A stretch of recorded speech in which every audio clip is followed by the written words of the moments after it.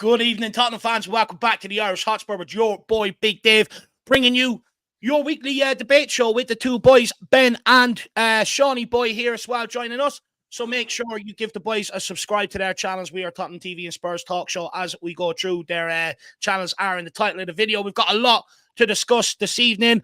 I brought a few stats about Richarlison and Sonny being down the middle. What is better for Tottenham? Is there a concern that players are not buying into the Ange Postecoglou's philosophy? What you put the recent decline in our performances down to? Is Ange tactically naive, or are we just going through the normal ups and downs of a first season? Are Spurs fans too impatient when it comes to a rebuild, and we're 2 points better off than what we were at this point last season? What was the rest of it? 1 second. We're 2 points better off than we were last year. Why is there a different feel around the place compared to last season? So that's everything that we have to discuss tonight. Plenty to get through. We'll find out how the boys are. Shawnee, how are you keeping, sir? I'm good. I'm really good. Glad to be back. It's been a couple of weeks since we've done one of these. Good to see Sim on the bottom shelf where he belongs. And, good to see the chat. Some would say in the mud. I got disrespected by Dave a second ago, call me Ben. Look, I understand it. Look, we do look alike. I appreciate it. Look, I'm not going to hold it against you, Dave. I'm not going to hold it against you. And then I get disrespected by Sean as well. Sean, where's the customary Sean lean? I'm missing it. I want where is it? It's coming. It's coming. I was just get the Sean. He only does it when he's winning the argument. He gets into the there you go. That's why you see it so often, because I'm always winning the argument. Maybe. I'm doing good, lad. I'm doing good. Good to be back. No, well, look, I do apologise getting you mixed up on that. I did have Sim on the brain. I don't know why I said Ben. I think I panicked, to be brutally honest. But look, there you are. You can be Ben tonight if you want to be. It's 2024. But look, let's welcome. Did you say it's 2024? You can be whoever you want to be. You can identify whoever you want, Tony. All right, look, I'll be a penguin. Let's crack on. Let's welcome a few people in and then crack on. We also have Killian Kenny. Good to see you. Ricky C. Good to see you, my man. Moondog, great to see you. Hopefully you're keeping well, along with Mary W. We've got Ricardo in the house. Me as well. Spurs GCTV. We've got Big T in the house. Welcome in, Big T. Good to see you, my man. We also have our King Hoddle. Great to see you. Sammy's Gammy Hammy. Great name. Love that. Good to see you. Georgie Hill, my man. And then we also have Mackie Rolls. That title just makes me hungry. I don't know why. And big up Tottenham Tom. Good to see you, along with Thomas as well, my man. And Robin Owen as well, and Davy Clark and Longy. Great to see you all. But look, we are going to make use of the lads' make use of their time tonight. So we're just going to crack straight on into it. If you do like the stream while it's going along, please make sure you do smash that like button. Feel free to smash the subscribe button if you want, or help support the channel, throwing in your talking points via super chat, or get questions in the chat, and I'll try and do a quick fire at the very end. But look, Shawnee, we'll start with you, my man. We are 2 points better off than we were at the same stage last year. Why is there a much different feeling around this year than there was last year? Dawn of a new 6 months into a new project, one that plays Tottenham's, or tries to play Tottenham's DNA, or what we call our DNA, getting back to playing attractive football. Massive squad turnover, some really exciting young players. We've reduced the average age of the squad, got rid of a lot of the deadwood. Lots more optimism around hopefully taking advantage of the FFP situation in the summer. There should be opportunities if Liverpool are under a rebuild, and Manchester City might face the consequences of their deeds if they are, in fact, they've done anything wrong. And Ange is a breath of fresh air for me. Look, I'll be honest. I said it the other day. I'm starting to get a little bit irritated by everybody's press conferences, not just Ange. I didn't realize it until recently. Right. But I used to hate Conte's press conferences. I'm not a massive fan of Ange's either, the way he talks to journalists. But then I remember, I also find people like Mikel Arteta incredibly rude to journalists. I saw Pep Guardiola's thing, and he was incredibly rude to that journalist. And I feel like maybe now I just realized that I think all managers just don't like journalists because the journalists are trying to catch them out. And so I've got a little bit more of my head around how I feel about it. But generally speaking, sorry, I'm getting off track. Generally speaking, I think it's just because the wind is moving in the right direction for Tottenham generally. We're going to go through some ups and downs and some trials and tribulations over the course. But I think that we're seeing like breath being put back into the kind of the energy, if you like, or the kind of momentum around Tottenham. Everything seems to be moving in the right direction. There's, like I say, there's going to be moments where it doesn't, and it pivots and pops and all that stuff. But generally speaking, yeah, like we're in and around the same spot. But yeah, I think that the reason why people are more happy is because I think the foundation point of it, the cornerstone of it, is better football, or more exciting football, more attractive football, and the fact that a lot of the deadwood is gone. No, look, it's interesting. You describe it more or less as a breath of fresh air sort of this season, and for many different reasons. Why? Because last season it was painted as toxic and negative. Spurs weren't buying into what Conte was doing, even though we're only 2 points better off this year. Sim, could that be because of how the managers maybe played their press conferences out? Ange Postecoglou doesn't really blame the club for anything that's going on through his press conferences. He doesn't really play the blame game in that, whereas Conte put the club under a lot of pressure every press conference he'd done. Could it be that the way the managers are handling the press situation? I think that's definitely part of it. When you go into an Ange press conference and he's always up, well, depends what mood he's in, but sometimes he's up for like a bit of banter. Sometimes he's always good for a joke or a memeable moment, and fans definitely love enjoying that. Whereas Conte, basically went into, especially near the end of his tenure, was going into a lot of press conferences, using it as a chance to bash the club. Why would attack our mentality? Why we're never going to be winners? Why what we're doing wrong? I'm a winner. I'm not used to being in these situations. All this kind of stuff. So I do think that Ange is trying to instill that belief back into the team that we can be a team that goes in the right direction, does something special. We don't have to be a team that does things like exactly the way as everyone else to progress and challenge. And I think that his positivity has definitely been a breath of fresh air, and the way he's approached things, and just the way he talks. He's like a normal bloke talking about football, which is very, very refreshing in my opinion. So it definitely helps. But I think the main thing, apart from obviously I agree with everything Sean said, I think pretty much all those reasons spot on. I think the one thing maybe left out is just the lack of expectation, because going after the season we had when Conte first came in, we got top four for those last 4 months of that season. I think if you looked at the form table, we were third, but we were very close to City and Liverpool even in terms of form. So to have that, having those 6 months under his belt, you expect Spurs, given this, I know in the end we probably didn't have, in hindsight, maybe not the best summer, but you spend money on Basuma, you spend money on Richarlison. I know we never really addressed the back line, which is truly what you need in a Conte team. But still, having the performances we saw, which were great, let's be honest, everyone kind of overlooks those performances in the first 6 months where the football was good, it was exciting, it was winning. And so there was a lot of reasons to be able to expect that having finished fourth, we could push on for that, maybe even, challenge the top three, or even maybe, dare I say, a title challenge, considering what Conte is known for. And the fact that, let's be honest, even though we're only 2 points off, better off this season as we were last season, the football was just terrible. Even when we were winning games, we barely deserved to. We were always on the back foot. We were winning games by the odd goal more often than not. Conte didn't cut a happy figure. I know obviously he had a lot of personal circumstances, but the expectation was that we would really kick on, I think the opposite happened. I think those performances in his first 6 months of tenure were never replicated. Even in our best form in last season, we were never as good as we were in the first 6 months, and that was a real downer. Even when things were last season looking like on the surface level looked to be going okay, like position wise, we knew there was an undertone. We knew that we could see it on the pitch, something was off. We knew that for sure. And then obviously you saw how last season ended, 6-1 against Newcastle, concede. Oh,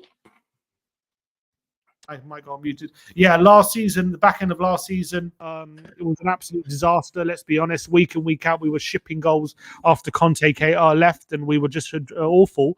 And then Kane leaves. And so the expectation is, let's be honest, maybe we could challenge for top 6 this season. That was probably the expectation if we're lucky. And the fact that we've not only challenged more than top 6, but bettered what our total was last season, and we lost Harry Kane and all these circumstances, playing better football as well. and we have a figurehead of the club who's happy to be here and is a breath of fresh air and plays exciting football. I think that all leads to a situation where we're much happier of where we are now than we were last season. I think it makes logical sense. No, look, I agree with pretty much everything you said there. I think, the expectation is that definitely plays a part in it. Would you agree with that, Sean? People sort of expected Conte to get us into a title race last season off the back of maybe having that season before, whereas with Postecoglou, there was not really any expectations heading into this season. This probably says it all, right? Yeah. Yeah, 100%. Yeah, I think everything is always relative, isn't it? If we just lost a really likable manager, then maybe things wouldn't be quite as cheery. But the fact that we've gone from like, east to west almost, or north, south to north, whatever, complete polar shift in energy around the football club. That starts with getting rid of something that was toxic, and we did that. So. And looking at King Huddle's chat here, he says we have 47 points this season to where we were at last season with Conte with 45, but we only added 15 more points in our last 13 games last season. You look at the games we've got left this season, you've got Man City, Arsenal, Newcastle, West Ham, Liverpool, all in a very condensed sort of period. And Sean, you sort of maybe said it, that we need 8 wins in order out of our remaining 13 games to be able to get top 4. Do you see us having a stronger end to this season than what we did last season? Or do you fear it could sort of peter out in the same sort of manner and fashion, because the performances have not been good the last sort of 15 games? Yeah, I actually think that we played our best football against the best teams this year. If you look back, right, we've lost 6 games, 2 against Wolves, Chelsea, Villa, West Ham, and I forget the other one. And that is a 6. That's the 6, right? And for me, I feel like, is that the 6? 2 against Wolves, Chelsea, Villa, West Ham, and there's something else. There's another one, isn't there? Brighton. Brighton. Okay, and most of those are mid-table teams, right? They're all mid-table teams, mid-table to kind of pushing into the European thing. Villa obviously a bit of the anomaly, and that's going to be a tough one in a couple of weeks' time. But all of the others above us, we haven't lost to in the Premier League yet. And to me, I think that we put on most of our better displays. And I think, I wonder whether or not Tottenham are going to have a little bit more joy. I think people look at the end of the season and go, oh, look at those 4 or 5 games in April. And I was saying this on a video I did this morning. I was like, I actually think that Tottenham could probably look forward to that run. If we go into those games with full confidence and a fully fit squad, and, obviously time will tell how lucky we get in that regard. I think that we could look forward and try and pick up some points and try and I don't think it's going to be as potless, if you like, of a kind of trophy haul or of a kind of of a windfall as some people think. I actually think if we're going to struggle, it will be silly games like against Crystal Palace under a new manager bounce, or Luton at home. You might just become rest on your laurels. I think we actually focus and take those top 4 or 5 games more seriously. So in reality, I do think we can do better than the 15 points that we got under Conte going in. Whether we get the 21 points, now we've only got, you need 8 wins, but now it's from 1 game left. And I actually had Wolves as one of those kind of, not a banker, but I had that as one of the teams where you had to go and get it. And well, listen, it depends on what happens in Europe. I actually think now that from where it looks like, we're probably going to be seeing that 5th place might actually drop down to this to the Champions League spot because of the likelihood of progression. And if teams like Villa go deep in the Conference League, that's going to be a distraction for them. And if Arsenal are still in the Champions League at the time we play them, then they'll have our game wrapped around their 2 fixtures in whatever in the semi-final or the quarter-final. Same with Liverpool in the Europa League. And the same with Manchester City in all likelihood. So I think that there's reasons to be positive going into April. I'm more worried, if I'm honest. I look at the next few games and kind of go, please just figure out a way to get back to our early 10-game form and find a way to just be comfortable, because we haven't really put together a comfortable 90-minute performance for a long time. And I hope that when you read things like Bentancur saying, I'm just not back to my full fitness yet, and you hear things like from Sonny saying we haven't quite figured out or mastered his tactics yet, I hope that it's more just around, I have this conversation all the time, what's the reason, how do we get to that next level? Is it improving the quality of the team, or is it improving the amount of time that the team have? And if it's probably a combination of both, but how much of each? And I'd probably say it's 70-30 in terms of time, 70%, and 30% improving the quality in a couple of positions, but we can't deal with that until the summer. So let's just hope that that time thing is figured out quicker than not for the rest of this season to give us the best possible chance of getting a nice bumper packet, a nice budget to go into the summer with, because we're going to need a lot more help for, hopefully a more fixture congestion season next year. And that's the thing, right? Even if we don't qualify for Champions League, we should be in some sort of European competition. But look, on with you, Shawnee. When you look at the performances and the results against the bigger teams earlier on in the season, I think we've saved some of our best performances for them games. But I'm also trying to work out, was that first 10-game run because teams didn't respect us? They didn't respect Ange and us off the back of what happened last season. And since they've maybe put a bit of respect on our name and a bit of respect on Ange's name, and they sort of tailored their tactics to us, will the bigger teams maybe take something from that going into them final games? And that's maybe what worries me a little. But look, Sim, where are you at with that? I mean, are you expecting a better finish than last season? Because the reality is it could very well peter out the way it did last season if we're not careful. I mean, am I expecting more than 15 points in the next 13 games? I think it's safe to say I definitely am. I mean, 15 points in the next 13 games. Huh? We did last year too, though. Last year, I'm just saying it was different. It was very different. We weren't playing as well as we are now. Even in this stage, I mean, I want to just show you something. Everyone's complaining about our form and we're not playing well at the moment. But can I share my screen for a sec? Work away. You can share what you want, lad. No, don't worry. I'm not going to. You not share the wrong page. Let me just double, triple, quadruple check. This is our form over the last 10 games. I mean, does anyone see a glaring issue here? Because I don't.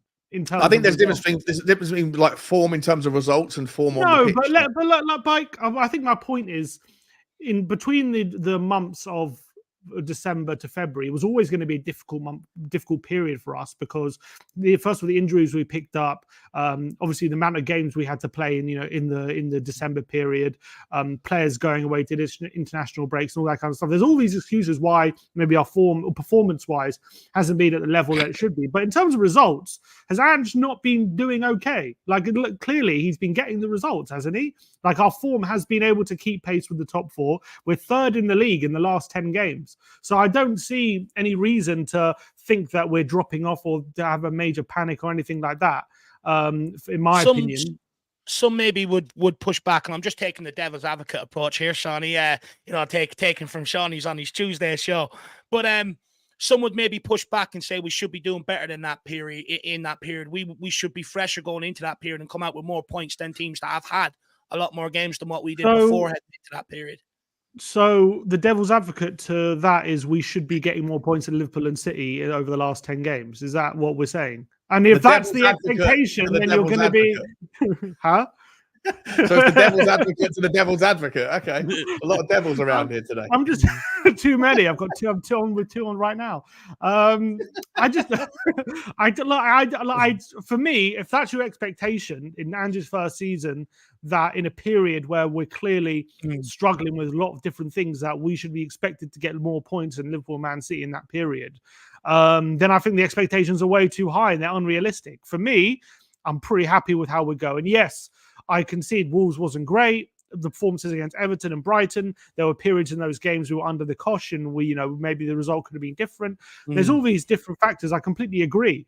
But in terms of the overall picture, the current form that we're on is not that bad. It's actually pretty good, I would argue, in the last 10 games. And there's every reason to expect that it's not going to decrease. It's actually going to get better, considering we were getting players back from injury. They're now getting back into their rhythm. There's still a good feel about the place. We've still got something to fight for because we're well in that race for the top four right now. So I think if anyone's thinking that we're going to peter out like last season, that is very much a doom and gloom outlook. And in fact, I would argue that there's no evidence to support that we're going to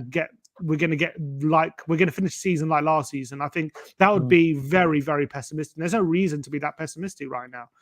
The only thing I'd say is, again, whilst the form table in terms of output looks good, the two counters, right? One is the actual input in the matches has struggled a little bit. Even in the games we won, like at beating Brighton, we were very lucky and things. Well, not lucky, but we kind of felt like we got away with a little bit. I think the takeaway was it wasn't our best performance, and I think that maybe some of the people that are a little bit kind of pessimistic or a little bit more like, well, not sure how whether or not the table reflects how good we've been or how bad we've been or whatever. I would say that for me, I think that from part of my take on it right now is that those 10 games, the 2 losses and the 2 draws are from the last 5 of those 10, right? So with the exception of the Brighton victory, the United draw, the Everton draw, the Wolves loss, and the Brighton loss were in that last 5. And so what worries me a little bit is that you're getting the best players back. If we managed to get through after we had those horrible injuries post Chelsea, we then suffered 4 losses on the bounce, or 4 in 5, whatever it was, and a draw in there. And then we went on a bit of a run where we started to get the results back, but we still had very few players back. And everyone was like, wow, imagine how good we're going to be when we get our players back. Then we've started to get the players back. But for me, the results then haven't come. The form hasn't really improved. And I think that that's the kind of, not the elephant in the room, but the consideration for people that want to look at it through a different lens, probably saying, well, why have we not kicked back into a different level of performance now that we have Bissouma back, Bentancur back, Sonny back, Sarr back, all the guys that we were missing over January and in December. Now that they're all back, we haven't yet started really playing yet. And I hope that that's going to just be because they're tired and they're not quite fully fit. But if you get through the next 4 or 5 games and we're still not playing well and the results still aren't coming, then that's going to be a frustration for me.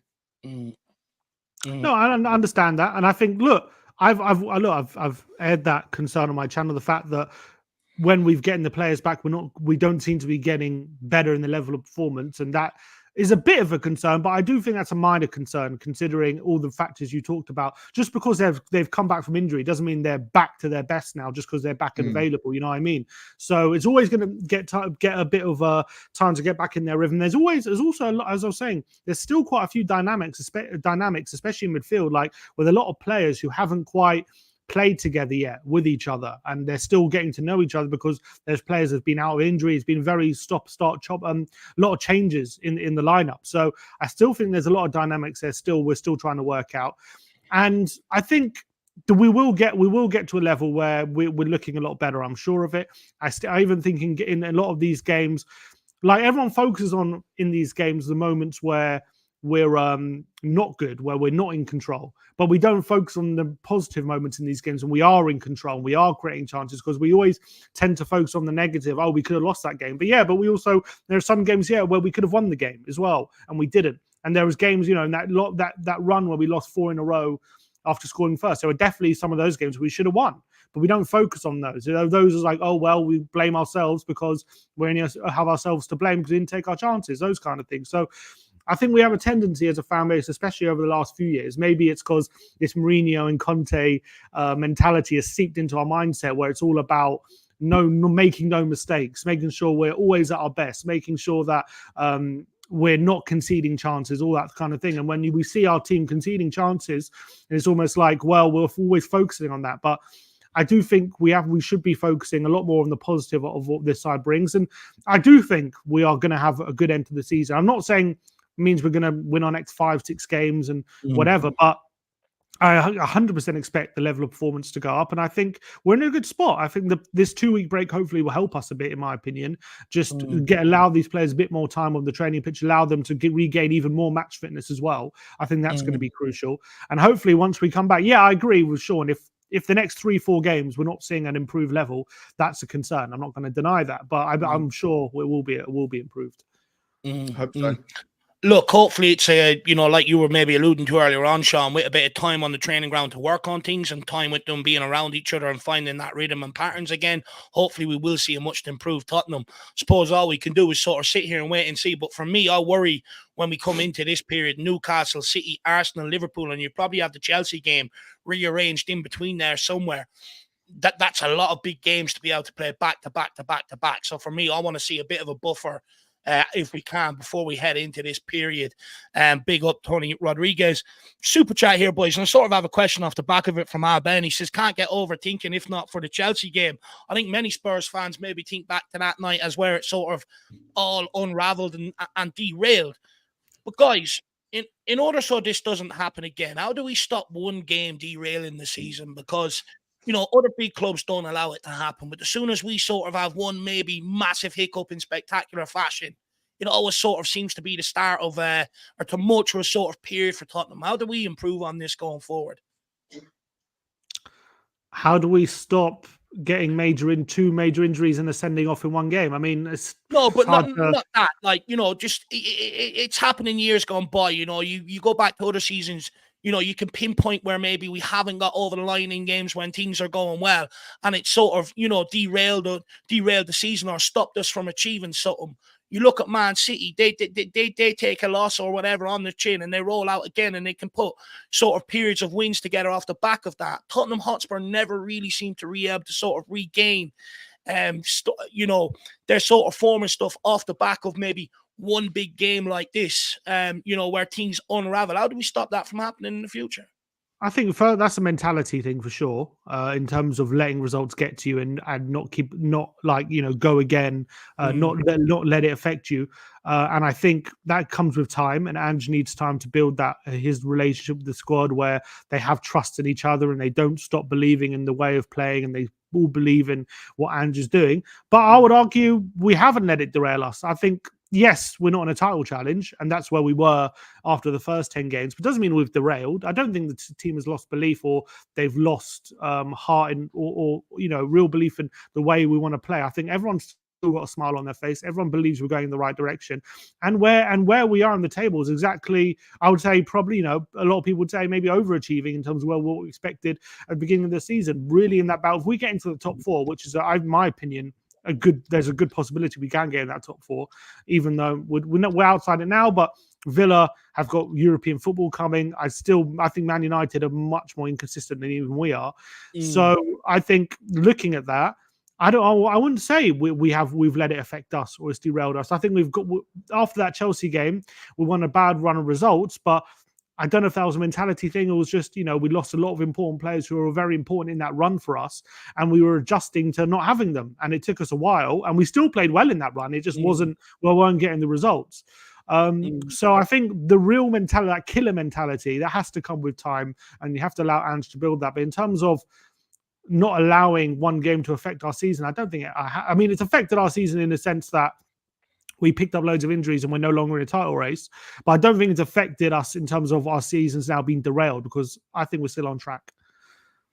Do you agree with that, Sean? Because I'd argue since the Chelsea game, performances have been very up and down.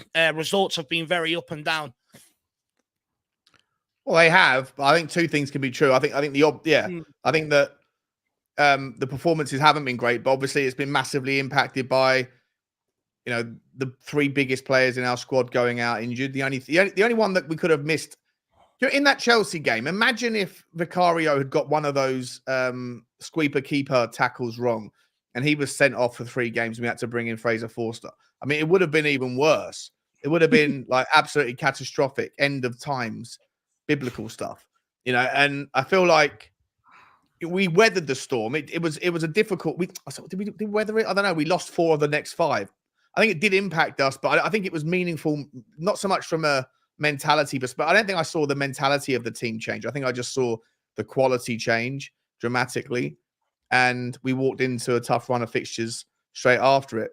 Look, I think that the mentality at Tottenham has always been an issue. Generally speaking, I think that we've got a bit of history of kind of choking when the moment's there. And I don't know. I think maybe a psychologist or a witch doctor to come and clear the curse. I don't know what it is that you need to, or how you fix that. A lot of people say, you know, people that are on the Levy outside of the conversation would say it's Daniel Levy, it's the culture that he's ingrained in the club. I don't believe that. I don't think that he spends an inordinate amount of time interacting with the players, you know, on a day-to-day basis, or his personality somehow infects the place. But I do think that as a team, for a long period of time, we haven't had the strongest mentality in a number of ways. And I hope that Ange is definitely a winner. 1,000,000% the guy's an absolute winner. And so you'd hope that the longer that he has with these these players, that we can go, that we can grow together. What I would say is I do think that there is a lack of leadership on the pitch. And I think that there's a consequence to reducing the average age of the playing of the 11 or the starting 11. I think we went from 27.5 to what is it, 23, 24 or something now. 20, yeah, we have one of the youngest squads in the Premier League. Yeah, from one of the oldest to one of the youngest. Younger, I think, to be fair. Arsenal are? I believe so, yeah. Okay. Oh, well, I mean, fair enough. But I think that when you look at the players that are older within the Tottenham team, I think that, Sonny's one of the older ones, but he's still kind of like, as much as I love the guy, this is not in any way a criticism, just an obvison of his personality. I'm watching you closely what you say next, Sean. I'm watching very carefully. Sean Butler, Korea, Spurs Talk Show Korea TV is going to never take off. No, listen, I think he's a wonderful human being and a brilliant sort of leader in his own way, his own regard. But I do think he has that kind of tendency. I think one of his best mates at the club is Pap Sarr, right? And they're like they like to mess around a little bit, and like they're kind of young, fun-loving kind of guys. And then you look at James Maddison as well. James Maddison, is he like a kind of leader? He's a bit of a joker, a bit of a kind of Jack Grealish type of character in our version. The only person that's over the age of 25 or 26 that I look at and see like kind of proper maturity in like an aggressive kind of characteristics is probably Vicario. And he's a goalkeeper, and I don't want a goalkeeper as a captain. I don't want him to necessarily have to do that job. I do think that there is an on-pitch leadership issue, and I think that may input some of the kind of issues with regards our kind of mentality if we have a struggle in that department. I think that might be it. Too many young players.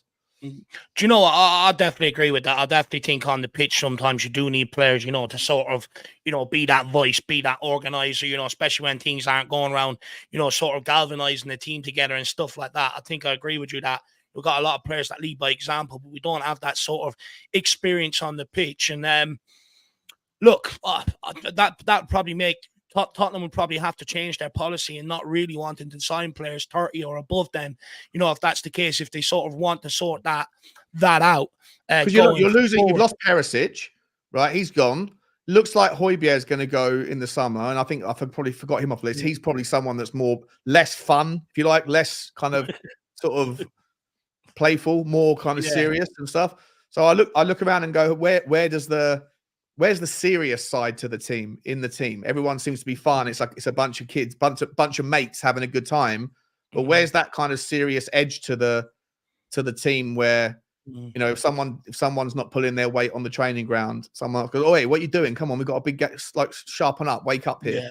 Same on the pitch. I don't see it. I don't really see it, and I think that is something we should look to in the summer. Well, you heard reports of Sonny on at the Asia Cup getting into a scuffle with Lee because he wasn't upholding the standards of the team. So I do think Son has that in him. I think Son is a real leader, and I think he has really showed it for Tottenham this season. I think we see all the club, what they post and what the cameras zoom in a lot of the time is always Sonny being very positive and encouraging. But I think I've seen him have a go at players and for if you're not passing at the right moment, all these kind of things. And I wouldn't say I've seen him maybe when we're losing like really take stock and like you should be doing this or ordering people around. But I definitely think he's a leader who isn't afraid to tell people harsh truths or he's not. I don't think he's a leader who is going to shy away from important things. In my opinion, I think he is a real leader, and I think maybe it just okay. Well, let me rephrase that. Is one person enough?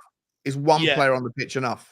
Because when you listen to the United lads, they speak about how many different leaders there was in the dressing room. When you speak to, if anyone's ever heard the likes of John Terry or Chelsea players from that era speak, John Terry was in charge of some of the dressing room. Didier Drogba was in charge of other parts of the dressing room. So to Sean's point then, is do we have enough to be able to sort of push us on to that next level, or do we need to sign more?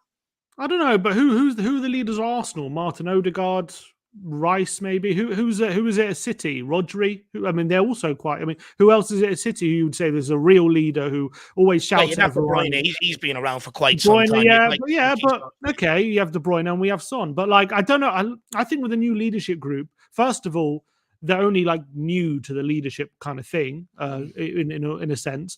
But I think if you give enough time, they've got the respect of the dressing room. I think everyone trusts what they say. I don't think. I think maybe at the moment you could argue that there's times in games where we lose our way, and maybe we need to kind of get that mentality of someone grabbing everyone by the scruff of the neck. You could argue that, but that's also a very old school kind of mentality. I don't know if people respond to that as much anymore. And for sure, we have to make sure that there are times in games where if we lose our way, we have ways of getting back in the game. But that also comes with time. And I think we have the leaders there. I really do. I think in a year's time, we're not going to be having this conversation. Okay. Well, I'll bring it back up in a year's time. I'll note that, and let's see if we're going to have the same conversation or not. People in the chat, let us know. Do you agree with myself and Sean, or do you want to take Sim off being on his own and agree? I take Sim's point. To be entirely honest, I do take Sim's point. I'm not sure what the gap is, but I do think that it doesn't even necessarily have to be vocal. Sometimes it has to be just someone on the pitch that if you're getting if the momentum's against you and you're being erratic with your passes, whether it's a tackle that settles it down, but it has to be perfect. It has to win the energy back in the crowd, something like that, or whether it's just a number 6, a monster number 6 with the specificity of how to be control the tempo, slow everything down for a moment, let everyone breathe, and kind of go, come on, guys, let's and sort of lead by example, the way that Harry Kane used to do. He wasn't vocal, but would take charge. And I just feel like there is something on the pitch that in key moments sometimes can go missing, and I'm not sure what it is. But and I think that it all blends back to mentality on some degree. But I think these things can be developed. I really think these things can be developed. I don't think it's a thing you have to outsource. I think sometimes it comes with time.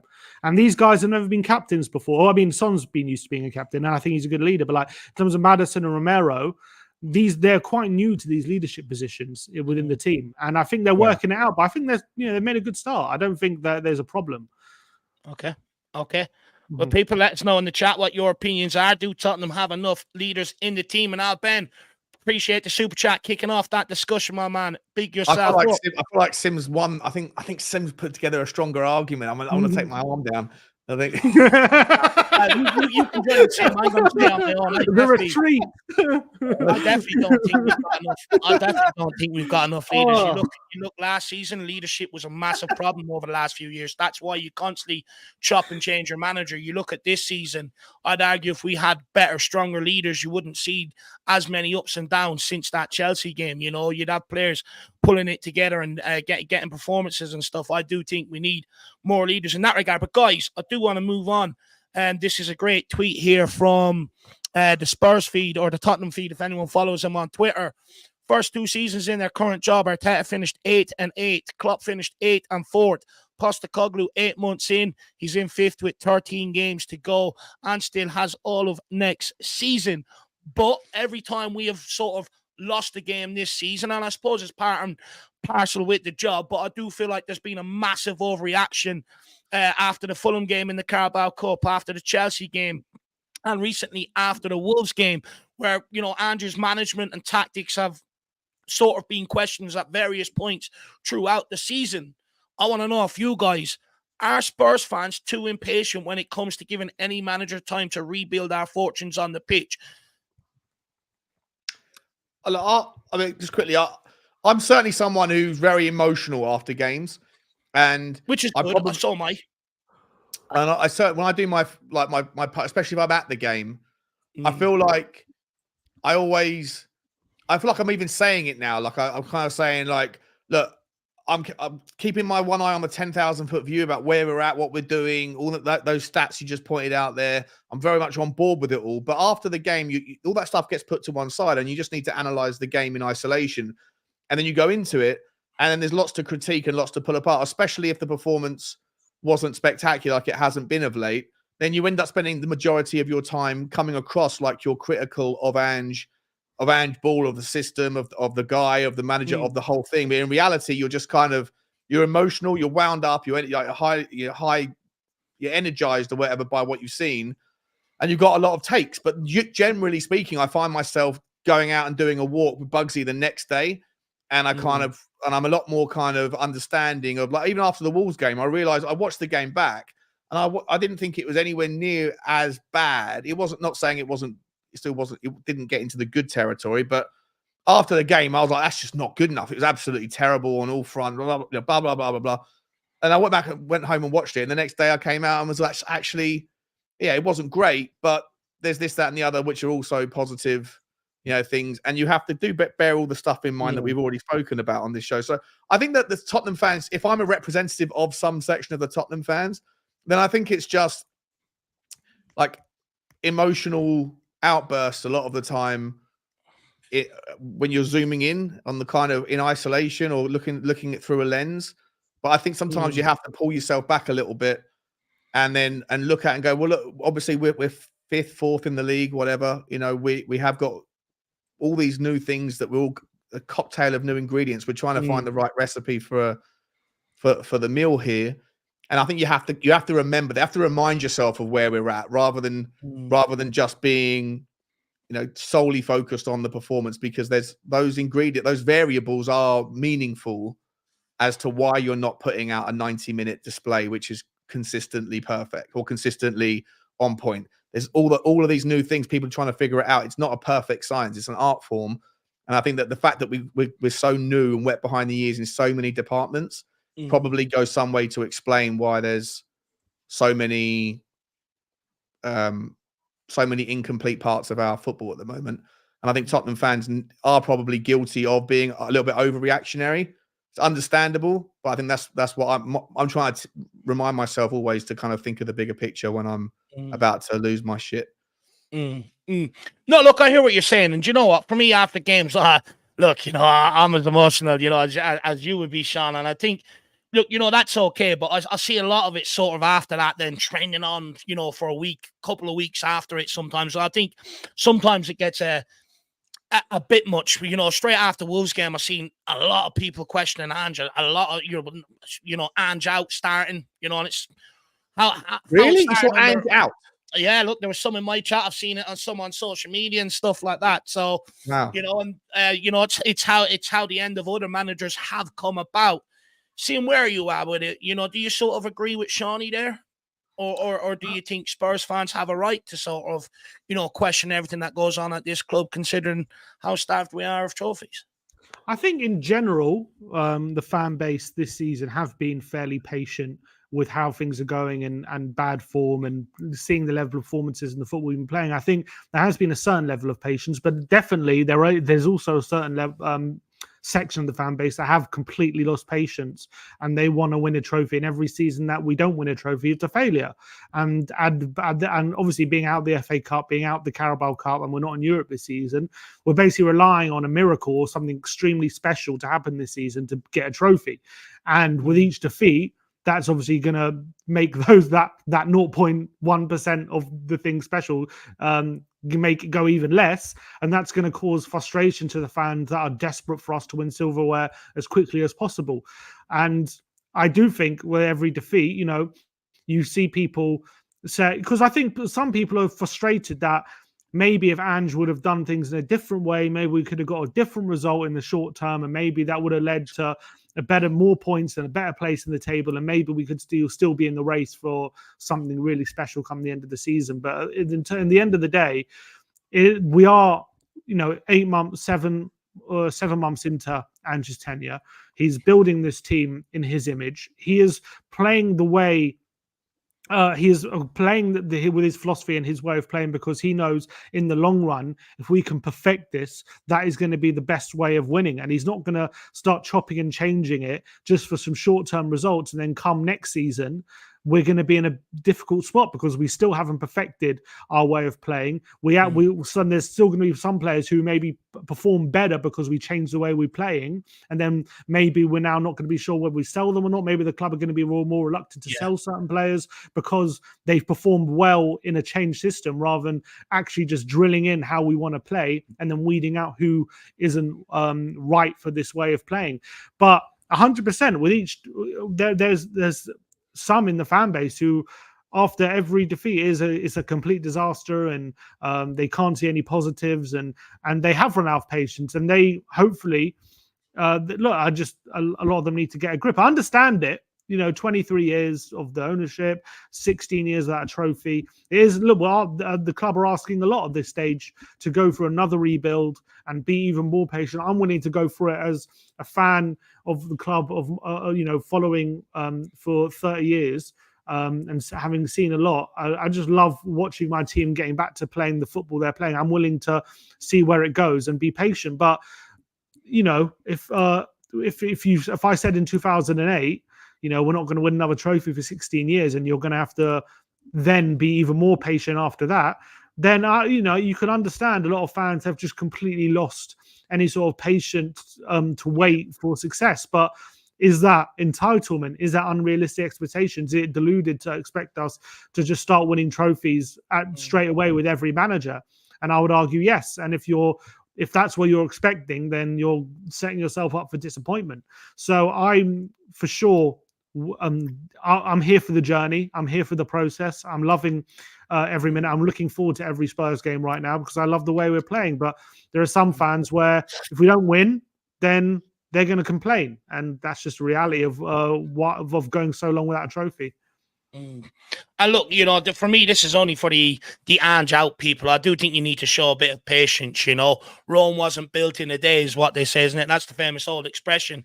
And ultimately, our best, throughout my lifetime as a Spurs fan, unfortunately, I've only seen us, I remember really us lifting one trophy, which was the, Carling Cup or Worthington Cup at the time. But, my lifetime, when I really seen some of our best stuff under Harry Redknapp was when we gave him a bit of time to build it. Under Pochettino, gave him time to build it. Under Martin Jol, gave him time to build it to a certain degree. And for me, you look at Liverpool, they gave Klopp patience. Everything wasn't rosy. A lot of Arsenal fans wanted Arteta out, but he's put them in 2 title races back to back. And in order for us to do that, if we don't have the money like City, where we can just go and bring the best manager in the world, the best in class in absolutely everything, and bring the best players to the football club, then we're doing it with the approach that we're doing it. It's always going to take time. It's going to take time to build. And I do urge fans, give it patience. Constantly going after managers, calling for their heads.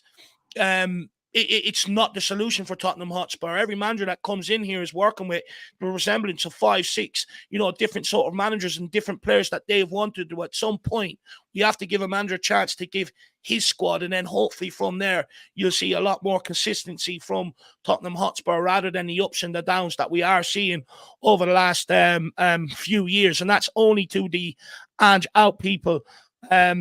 So, yeah, that's where I'm at with that. We have a super chat. Go on, Tim. No, I was going to say I completely agree, and I think those managers that we all idolize, Pep, Arteta, Klopp, all these things. Did they even do this well that Ange is doing, as well as Ange is doing in their first season? And I would probably argue no.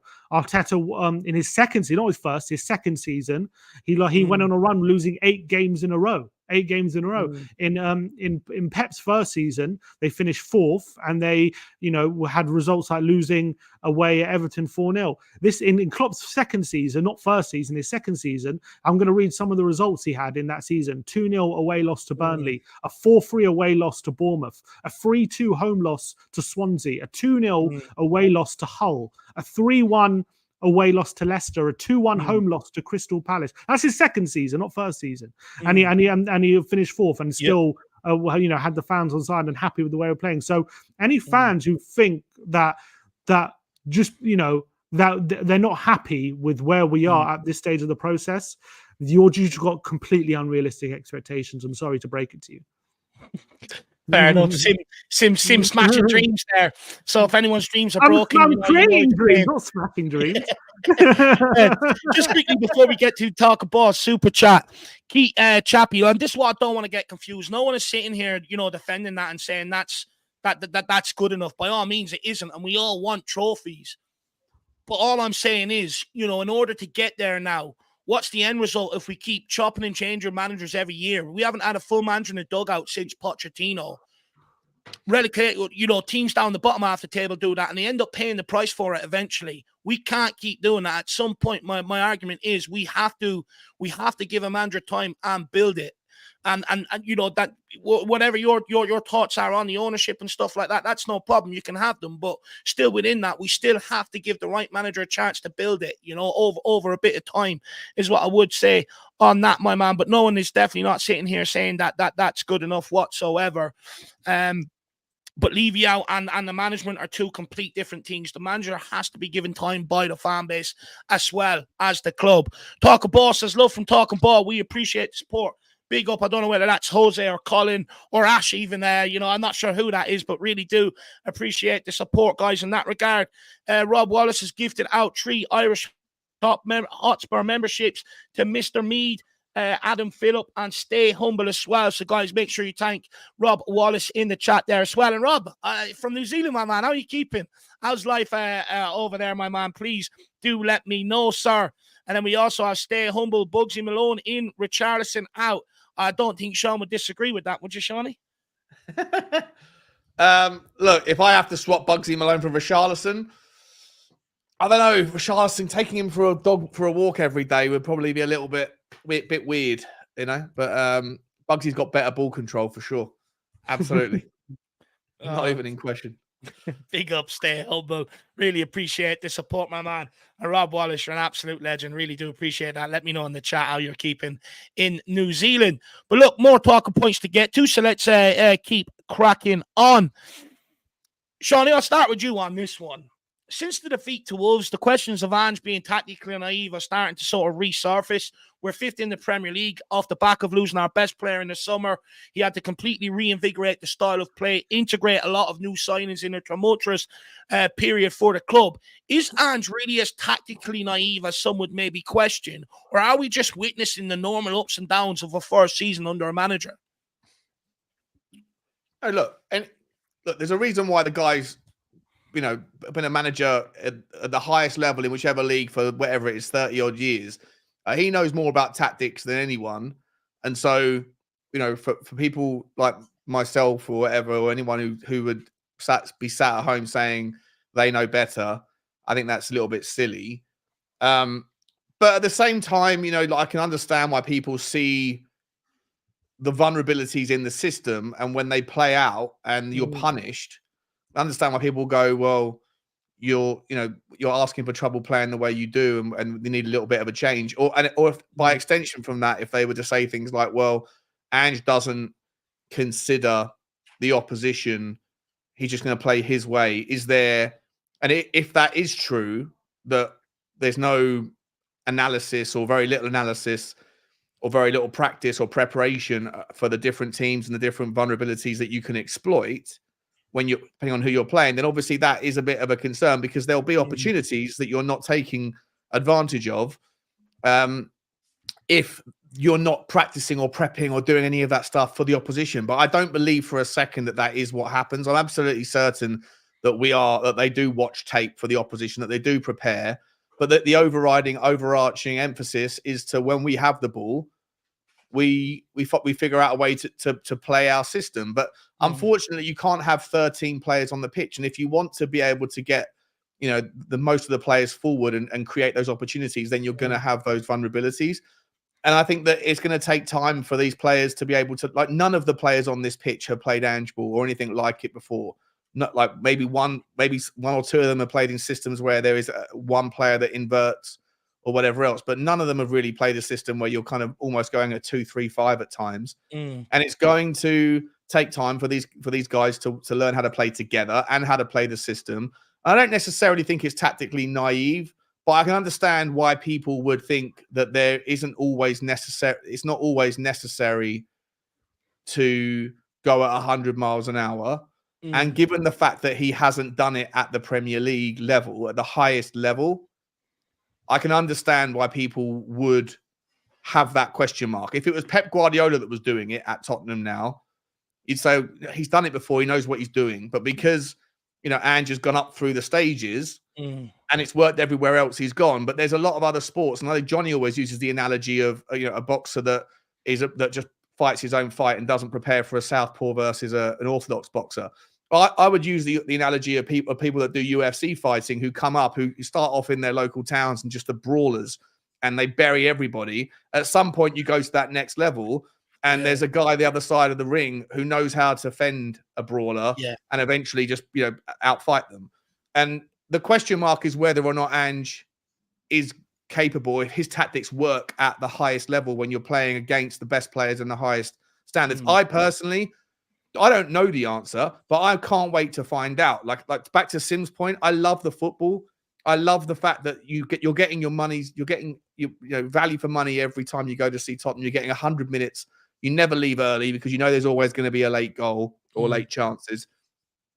But Ange believes in his model, right? And if he doesn't believe in his own model, then the players won't. So you have to have, whatever your system is, whatever your technique and your strategy is, if you're the guy who's the manager, you have to have 100% conviction in it. And I don't think you can chop and change at this stage.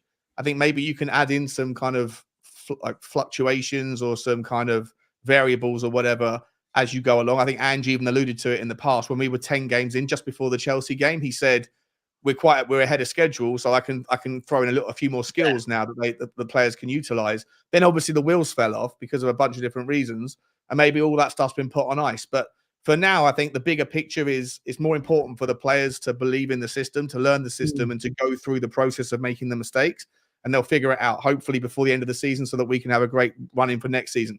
Whether he's naive or not, I don't know. I'm not a coach, let alone a Premier League coach. So I don't know whether it's naive, but I can understand why people have the question mark. Until the question is answered, then there'll always be questions. I don't personally think it's naive. I just think it's a learning process, and I think that whilst it might be frustrating at times, it's something we have to go through. For sure. Brilliant broken down. The boys, we're just approaching the hour mark, and I have one other topic I want to get to. So, Sim, I'm going to ask you a different question off the back of what I've asked Sean, and then we're going to go into Richarlison or Son up front, which no doubt will create some fireworks. Sim, is there any sort of concern that the players are not buying into Postecoglou's philosophy? Now, the reason why I asked that question is the first 10 games, some would consider that's just an initial manager bounce. We've seen that before. Under Nuno, we bet Man City in that and got off to a couple of game period where, it wasn't as long as what Postecoglou was able to stand it for, but we got off to an initial good start. Under Conte, we got initially off to a good start. Even going into the following season, initially got off to the good start. Jose Mourinho, something very similar. Is there any fear that we're witnessing the players maybe not buying into yet another manager's philosophy? Absolutely nothing. None. I have absolutely no doubt that everyone is bought in and everyone is enjoying the football, because under Mourinho and Conte, yes, we had a good start, and when results were going well, everyone was happy, and when results were not going well, then everything started to turn.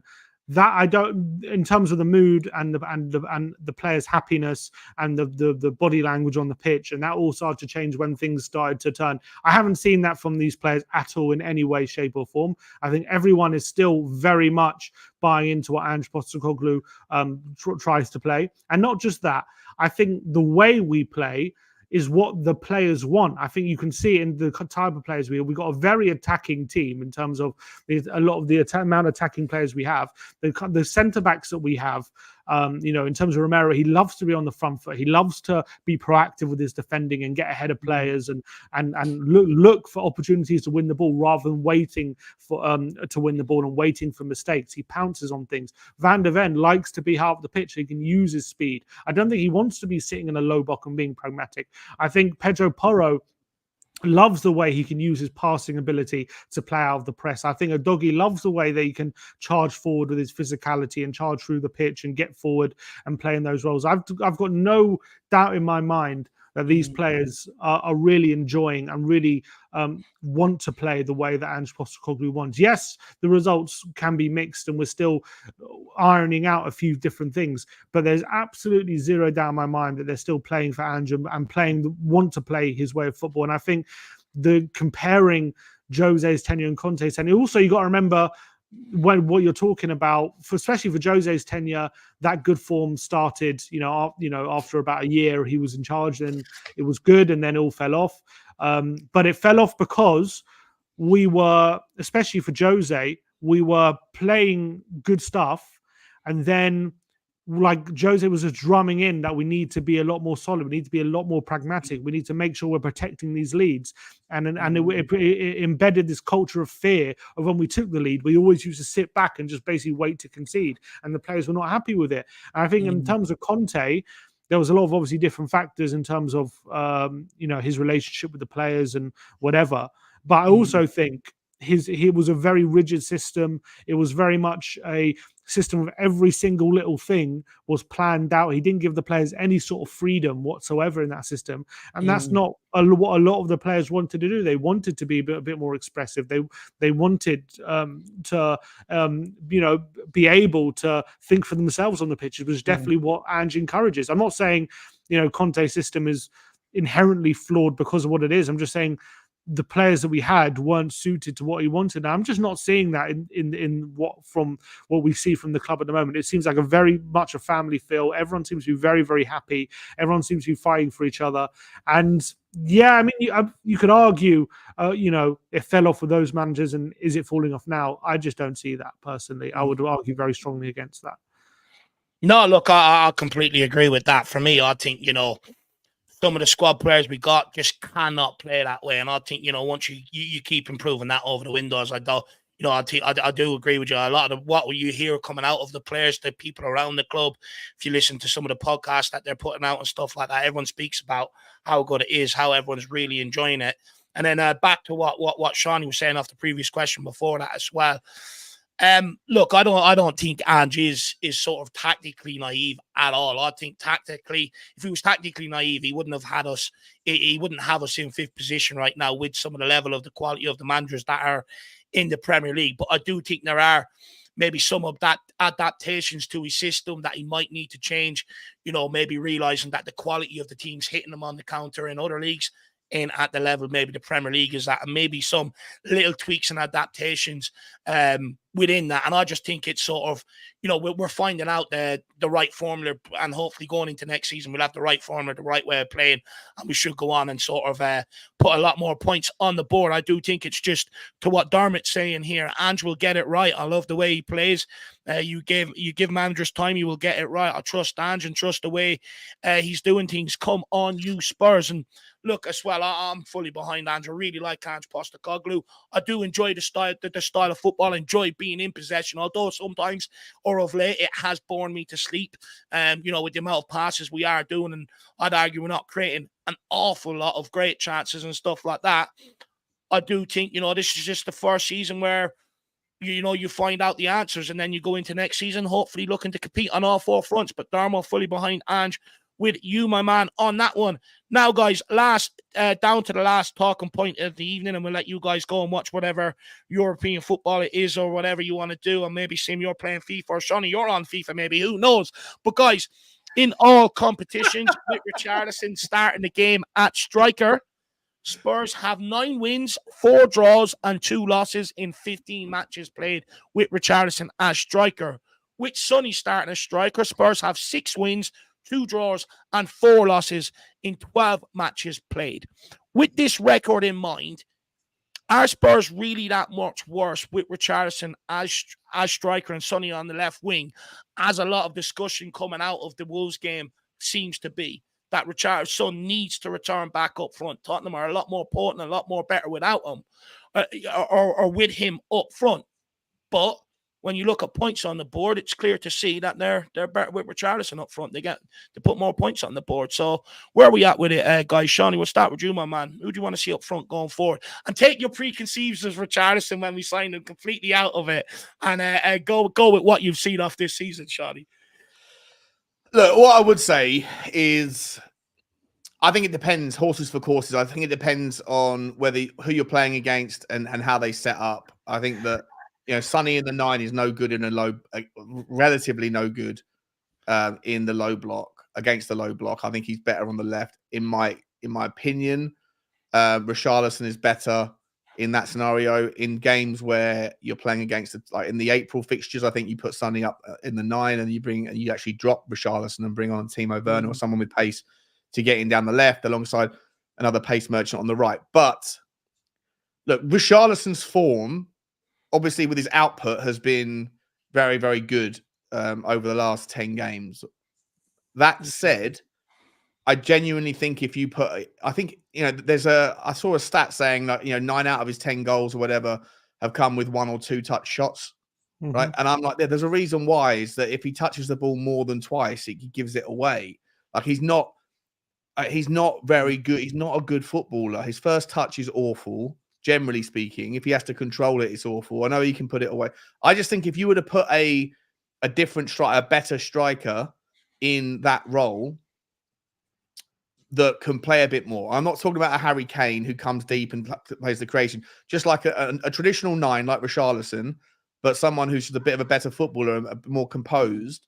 I think that he would have 15, 16 goals this season rather than 9 or 10. And I think that, I think that the opportunities that have fallen to Richarlison, he could have, or a better striker could have had almost twice as many goals. For me, to answer the question specifically, like I said, I think it depends on who you're playing. Against Crystal Palace, I think it's probably better to keep Richarlison in the 9 and put Sonny against because I think Crystal Palace will probably sit deep. I'm not sure what their injury situations is like. It's horrendous for them at the moment. And I don't know what Oliver Glasner's like as a manager. So I just worry about the new manager bounce for them coming into the game. Yeah, but I'd be surprised if he comes in and says, just go for it, guys, and play like a super expansive football. I'd imagine. To be honest, I've got no idea about the guy. I've got no idea what sort of football he plays. But Crystal Palace usually are a well-organized team, right? So and difficult to break down. And so I'd imagine that they would try to do what Wolves have done. The template's kind of been there against Tottenham, right? You sit in deep, you keep tight, you keep your back four fairly narrow. You don't get sucked out by the wingers. Yeah. And then you break quick if you can. And I think that if Crystal Palace get a couple of those players back, then they could be dangerous. But I think for me, you probably stick to the plan and play Richarlison in the 9 and Sonny on the left. Okay. For those sorts of teams. That's what I would say. No, look, I think that's sort of where I'm at with it as well. Just quickly before we get Sim's answer, PC Matt, first of all, this is the problem here. I have no bias towards Richarlison or Son whatsoever. Neither of them are my favourite player at Tottenham. I just want what's best for Tottenham. Second of all, when Richarlison went up front, he also had to contend with the sort of injured players and the injury crisis. So let's not pretend he didn't. Also, Richarlison played up front for the first 2 games of the season. He started off up front, so they've been included when everyone was fit. And also, if you must know, that Sheffield United game where Son started up front was taken off. Richarlison came on, scored, along with Kulusevski deep into injury time. I've added that in as one of Son's wins. So, if anything, I'm actually being a bit more biased towards Son in that regard. So, again, don't try this narrative on me where, you're doing it to make someone look better. It's not the case whatsoever. I want what's best for Tottenham, and I'm not going to state that again. But Sim, where are you at, my man? Look, I think the problem is not who plays up front in the striker. I think if Richarlison plays up front or Son plays up front, I think we have a good option as a striker in both those cases. I think Richarlison's been doing brilliantly since December. I think 9 goals in his last 10 games or something like that. And I think as well, he gives us more of a physical presence and I think he's very good at those one-touch finishes, which is actually very important when you're playing against a low block, because when you're playing against a low block, what you're not going to have is time and touches. That's what you're not going to have when you're playing against a low block. You're going to have to play very quick shots. So it's actually a very valuable skill that Richarlison has. But for me, if the question for me, first of all, I think this question is only because we have a problem on our left, not because we have a problem up front. We actually have 2 very good solutions up front, but we have a big problem on the left wing, because for me, Son on the left is just is okay. He's not bad. I'm not saying he's finished on the left. I don't believe he's finished on the left. I just don't think he's amazing anymore on the left wing. I think you don't get him in his best positions, which is in the central striker. You don't get him close enough to goal, which is where he's at his best, because his best asset is his finishing ability and shooting ability, which we don't get him in enough situations to do that when he's out on the left. I think he's actually done quite well this season when it comes to chance creation, but I just don't see him as a winger anymore that is consistently able to take on players and cause defenders problems in one-on-one situations. I just don't think he's that great at it anymore, unfortunately. He has his moments, don't get me wrong. It's not like he can never be a player. He can, but he just doesn't do it enough and consistently to justify being nailed on selection on the left wing. But if we don't play him on the left wing, then it's Timo Werner, who's even worse at it. So we have Manuel Solomon. Manuel Solomon, who's also probably not that great at it, in my opinion. We haven't seen it, but obviously I want to give him more opportunities. I'd like to see Manuel Solomon. If he comes back, it's going to take him forever to get fully fit. But when he comes back, I'm looking forward to seeing someone with that low center of gravity, darting left and right and trying to jink and juke through and all that stuff. I think we lack that so much, you know. All I'm saying from Manuel, from what I've seen him in his career, I think again he can be a flashy player. He's a bit of a highlights player, in my opinion, like a player who has great reel on YouTube, but when you play him in the game, he's going to frustrate you because he'll probably lose the ball 8 times out of 10, but then do something in those 2 times. We need someone who's going to like do something like 5 times. You know what I mean? And that's what we're struggling for on the left. Right now, I would have to be Son. It would have to be because I'm not dropping him. Richarlison's playing too well up front. We have to keep him in the team, and he's a valuable asset. And Son's our best option on the left, so it has to be Son. But if the question is, where is Son's best position? It's a striker. He is the best striker. The question is, where's Son's best position for Tottenham? Let's not forget, we're Tottenham fans. We're not Sonny fans. So where's Son's best position for Tottenham Hotspur going forward? Between now and the end of the season, I think Spurs play their best football when Son's in the striker position. That's what I believe. I think we look at our most fluid. I think we probably create the most chances when he's in that position. I think he's at his best when he's in that position. It's just the big problem is we don't have a great left winger right now. So he needs to be playing on the left. Now, if you're going to bring the stats, I can also bring the stats, Dave. So Richarlison playing. You're going to bring me Son stats. I'm bringing stats that, you know. I'm saying Richarlison up front, 19 games, 10 goals. Son up front, 12 games, 9 goals and 2 assists. So that shows me that when we play him up front, he's extremely effective and he can score goals. And even against low blocks, he was actually really improving it. In the start of the season. I know he's not the best because... But this is the problem, though. Everyone makes the argument that, you know, when someone says who's the best up front, they go on like Son can't score goals. That's not the argument. Son will score goals up front. But what's better for Tottenham Hotspur right now going forward? Right now... what's better for the individual.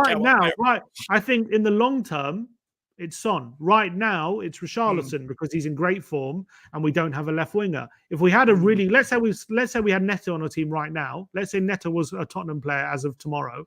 I would start Neto, Son, and Kulusevski or whatever on the right. That's what I would do. That would be my best front three. But because of our problem on the left wing, Son has to be playing there right now. But that's not to say if Richarlison has a dip in form, we don't put Son back up front. I would be happy to do that. And I think Son is our best striker. That's in my opinion. But unfortunately, I don't think Richarlison's playing. Back to the point though, I'm not sure Richarlison's playing that well, other than he's poaching some goals. I disagree with that.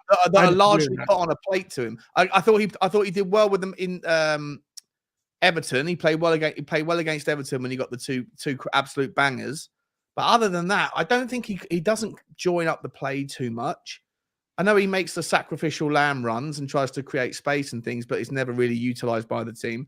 I think that he's playing well because he's scoring goals, but to the stat that you brought, the receipt that you brought there, Sim, you put Sonny in that spot, he's more likely to score goals. I think there's a good chance he would also get a big number of goals. I agree, but I would disagree with what you're saying about Richarlison. I think apart from the Wolves game where I do agree he was bad, I actually think his overall game's been really improving over the last few games. Improving is different to good, though, isn't it? I think it went from shocking to like above average, basically. I do think it's improved. I think it's getting better, and I think he's getting stronger on the ball. I think he's losing it a lot less often. He's getting a lot better with his layoffs. But what I would agree with you, Sean, is Son is a lot better at that stuff. I think Son was really... That's one thing I used to really criticize Son for. But actually, beginning of the season, when he went in the striker position, he was doing really well with his layoffs and keeping the ball in his passing and turning into a bit of a creator. When he was dropping deep, he was actually getting a lot more involved and he was actually being a lot more effective. I think it's about like relativity, right? Everyone's got such low expectations from Richie that when he does something that's half decent, everyone's like, "Oh wow, Richie, he's back. He's so much better than he was." Yeah, it's difficult to get worse at times. You know. No, but I think it's generally his overall game has been actually a decent quality over the last 10 games. In general, I do. I believe I would that. sell it. I'm so happy that he has scored 9-10 goals because I hope it will support the narrative that we can get full repayment on the £60 million that we wasted on him 2 summers ago.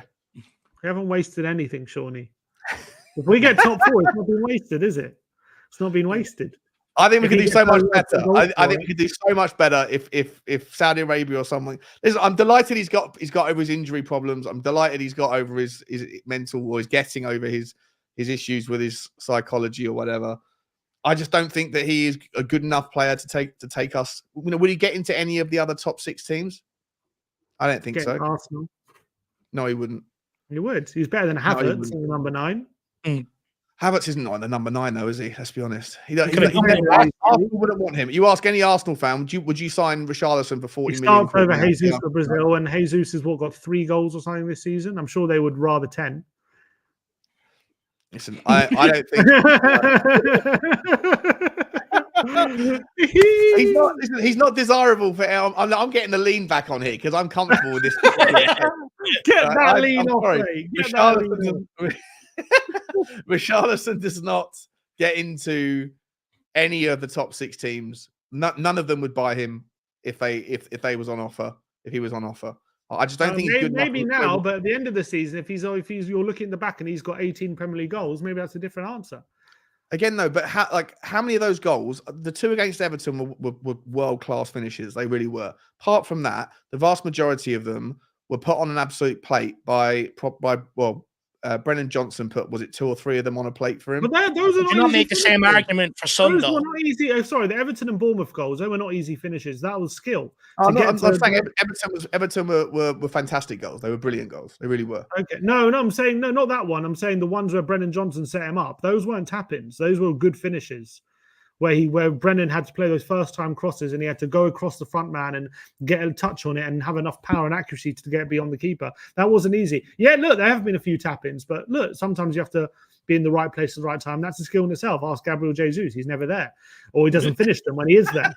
So it's not as easier said than done. Look at Darwin Núñez. How many sitters does he miss? As much as he's a great player.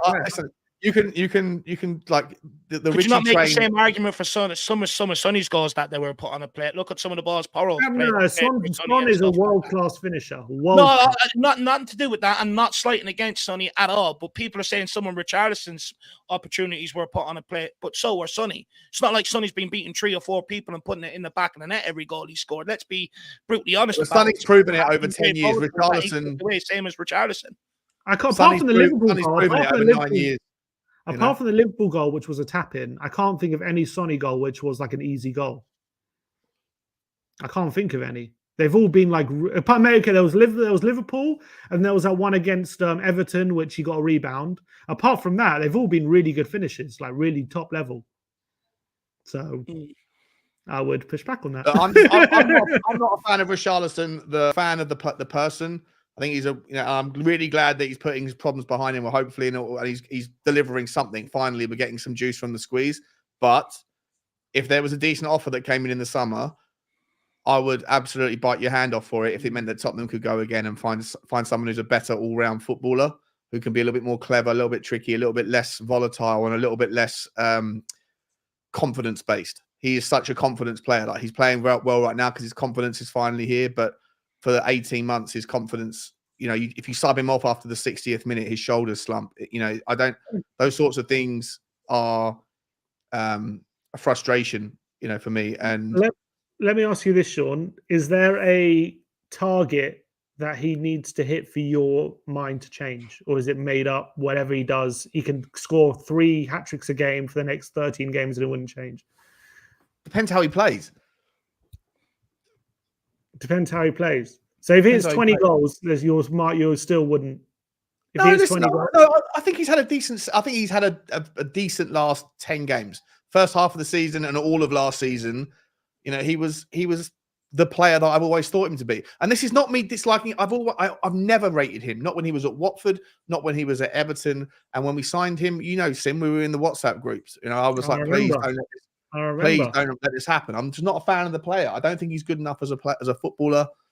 if he goes on and scores 16 goals this season, then he's had a good season as a striker. 16, 17, 18 goals, whatever. That's a good season. It's a good return, and it's long overdue. But that doesn't mean that, look, you look at players. The best example is what Liverpool did, right, when they sold Coutinho.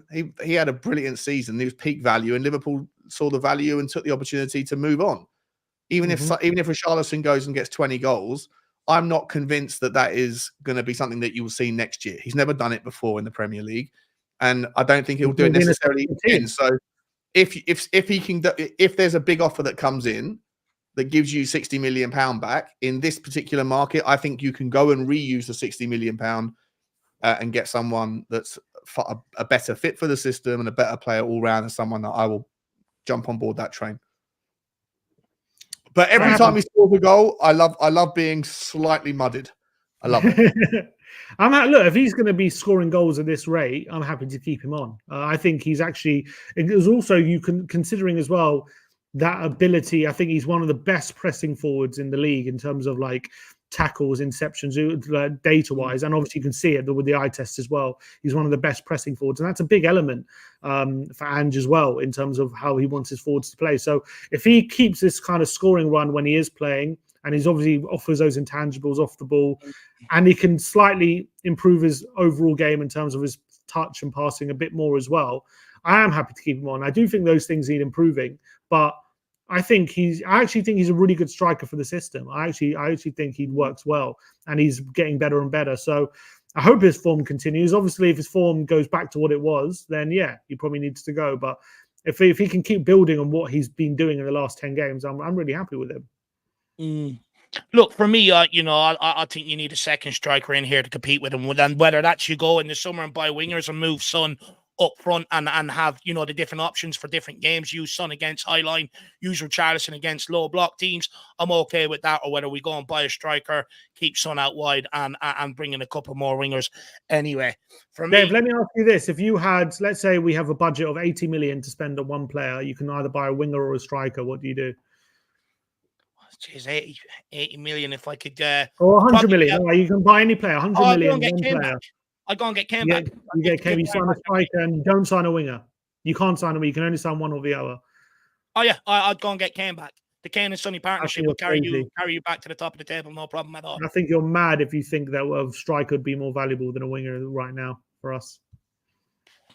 Well, look. We have two strikers scoring. And we don't have any wingers playing well? Well, everyone says Sonny's a striker. Every manager that's come in here is playing him off the left wing. Regardless of what striker we've had, he's mainly played off the left wing. He's only ever played up front. When our strikers, but even with Richarlison, he only went up front at the start of the season when we knew there was a problem with Richarlison and he had to go for surgery and stuff like that. When Richarlison and then he scored 9 goals in 12 games. Look, everyone keeps telling me Son's a striker, but every manager plays him off the left wing, regardless of what other options we have. No, it's not true. We played him up front this season. Son has played majority off the left wing this season than what he has up front. Because we don't have a left winger, not because Son's not a striker. Well, he's never been a striker. He's always been a left winger. That's my point. He's always played there for Tottenham. Yeah, but he's 31 now. Ronaldo was a winger for 10 years of his career and then became a striker. That's where I think Son's at. I think he's a striker now. Same with Messi. He also was a winger and then he became a striker. Like, players evolve, and that I think Son is no longer, his best position is no longer on the wing. I think that's my position. His best position is now a striker. We have two strikers now. Son has got 12 goals in 9 goals in 12 games as a striker.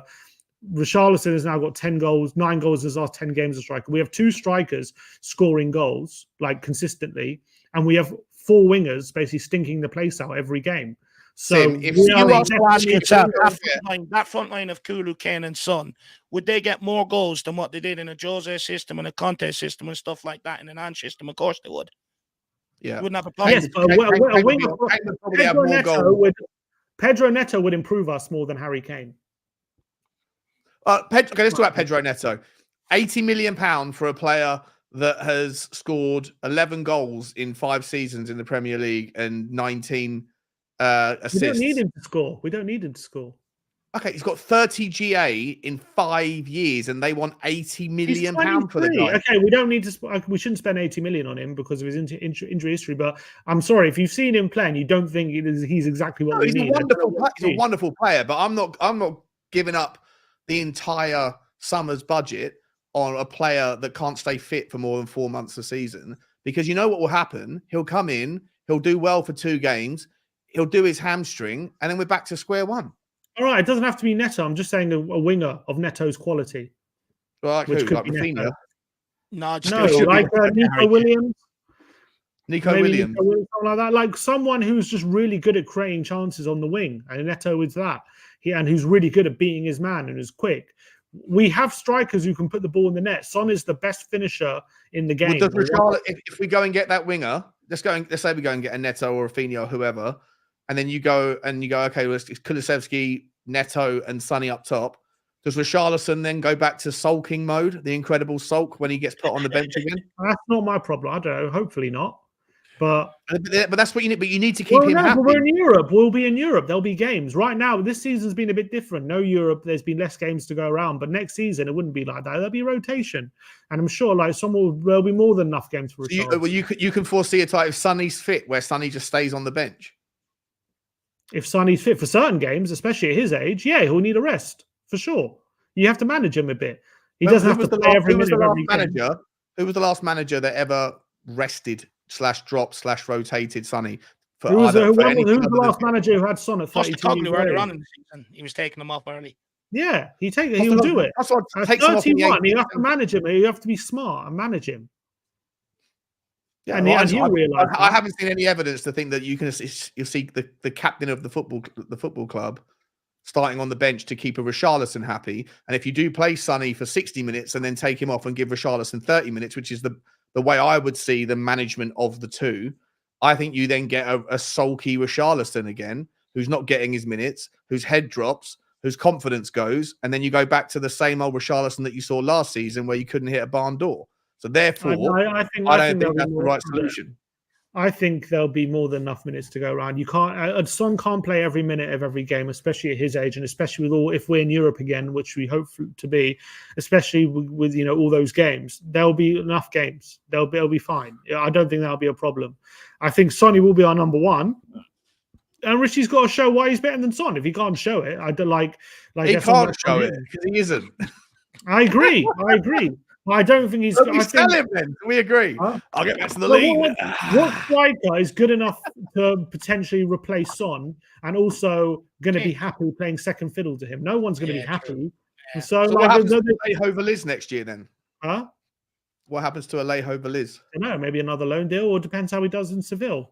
If he's good enough, maybe bring him in and sell Richarlison. I don't know. Let's not forget, we're going to be in 4 competitions next season. There's going to be a lot of games. The problem. We're winning the quad. We're winning the quad. We'll have Richarlison for all the domestic cups, Veliz for Champions League, and Son for Premier League. It'll be good. Well, look, let us know in the comments. Do Tottenham need to buy wingers this summer, or do Tottenham need to buy strikers? But look, that's all the questions I've got. Unless you guys want to argue about anything else.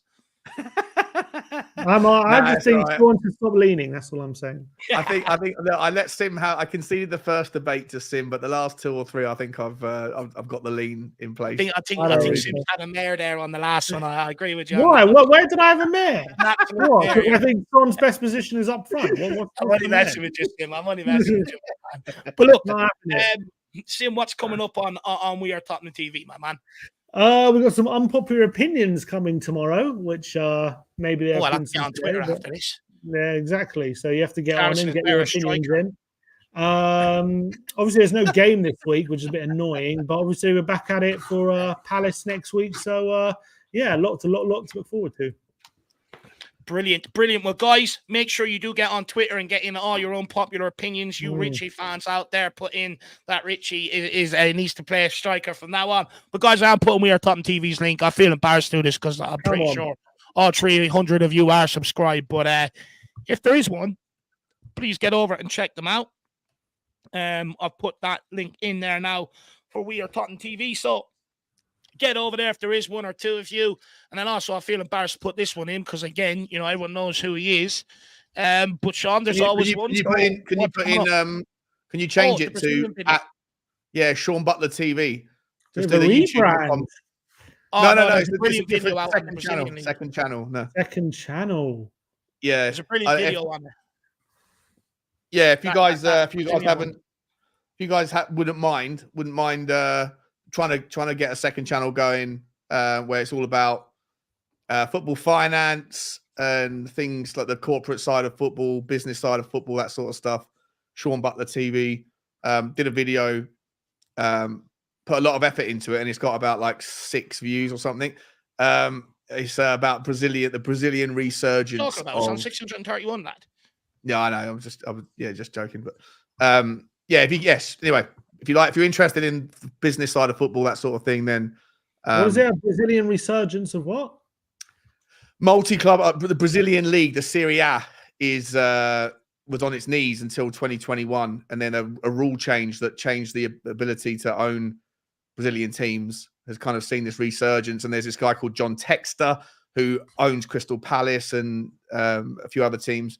He went in and bought this team called Botafogo, and they went on this ridiculous run where they had a 14-point lead. They're like a nobody team in Brazil, and they had a 14-point lead in the Serie A. Ended up finishing 5th. They lost all of their last 11 games. They completely choked, bigger than Arsenal. But it was like an unbelievable story, and their resurgence is all about the financial investments. And I think that there's probably a bunch more teams that could be looked at by teams like Scott Munn. He might be looking at trying to pick up Corinthians Hotspurs or Palmeiras Hotspurs, something. So I'll make sure Daigle subscribes. Appreciate that. Well, look, guys, this is the link. This is the link to the video in there. So, guys, if you do want to check that out, get over, give it a watch. It's only about 12, 13 minutes. I watched that actually earlier on today. It's a very good video. It's in the format of a video essay, I would call it. It's absolutely brilliant. So get over and check that out. And then don't forget, get on Twitter. We are Tottenham TV. Get your unpopular opinions in for the boys to react to. And as for me, if Spurs players show them either the under-21 game at the Tottenham Hotspur Live, or they're playing at the Tottenham Hotspur Stadium Saturday. So if that's live, I'll do a watch along for that. And if not, if the under-18s in the FA Youth Cup is live, I'll do a watch along for that. That's how bored I'll be this weekend. So that's what will be coming up next over here. But guys, a lot of people seem to have enjoyed it. They're saying great show. So thank you very much to you two. Thanks for everyone for tuning in. Really appreciate all the support. Really appreciate your time on a Thursday evening. That's it from us. I'm off to watch a bit of European football. Have a good evening. Come on, you Spurs. In the mighty Ange, we trust. We never stop.